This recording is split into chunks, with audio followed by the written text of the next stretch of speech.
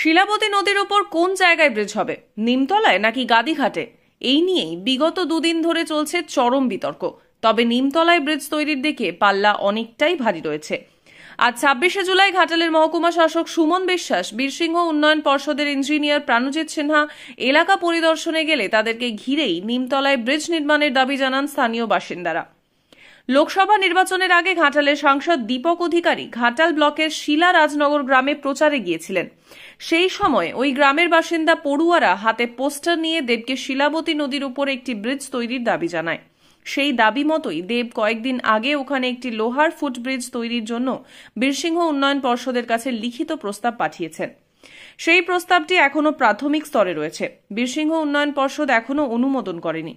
কিন্তু ব্রিজ তৈরির খবর পেয়েই ঘাটাল ব্লকের বিস্তীর্ণ এলাকার বাসিন্দা এবং দাসপুর 1 ব্লক এবং ঘাটাল পুরসভার কয়েকটি ওয়ার্ডের বাসিন্দারা চাইছেন উত্তর শিলারাজনগরের সঙ্গে নিমতলার মধ্যে ব্রিজটি তৈরি হোক।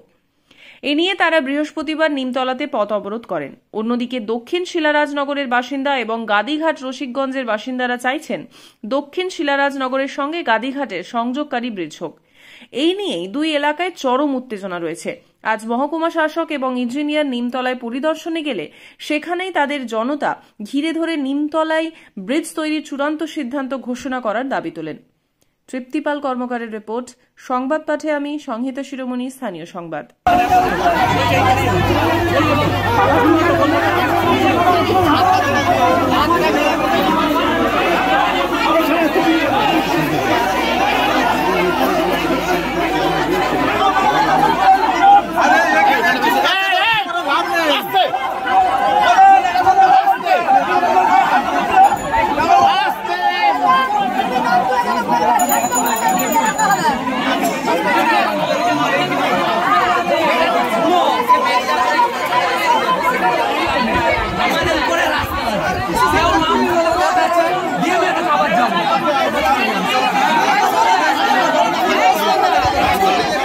Let's go.